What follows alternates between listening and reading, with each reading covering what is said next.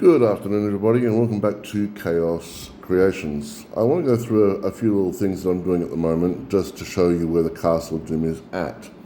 But I want to talk about mostly the Grim Reaper on top and some of the bone. But before I get to that, I want to do a little update with the green.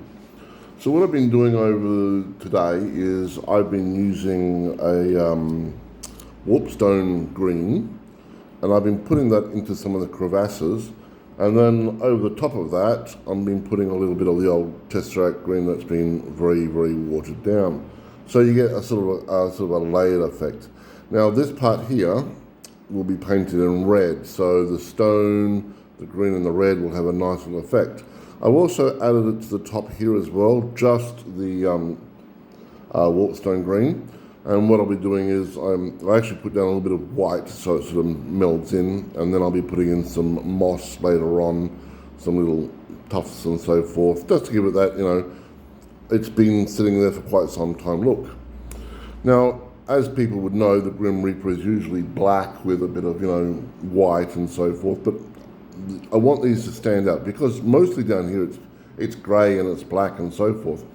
So what I've done is I've actually done it in a red, and then a very, very vibrant yellow. I think it was this one here, the Uriel yellow, and it's come up quite brilliant. Then what I've done is I've got in some good old-fashioned Drukhari violet, that's a shade, and then I've just not diluted it down and popped it over the top of the Grim Reaper, and you get this sort of like darkish sort of look to him. It's not over the top red, but it's still quite nice. But to get that effect, you've really got to make that yellow stand out. It's really got to stick out quite highlighted. So when you put that over the top, it's just barely visible, and you get this dark sort of purpley cloak and so forth. For this is not in white, it's actually in a cream.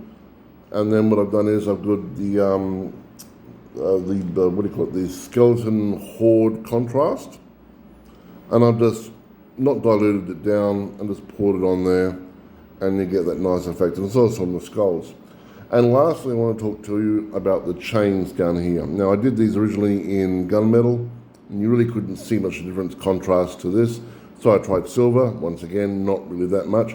So I've used the Retribution armor, like the gold, and it makes it stand out a bit more. So, it's going to look quite nice and shiny and such.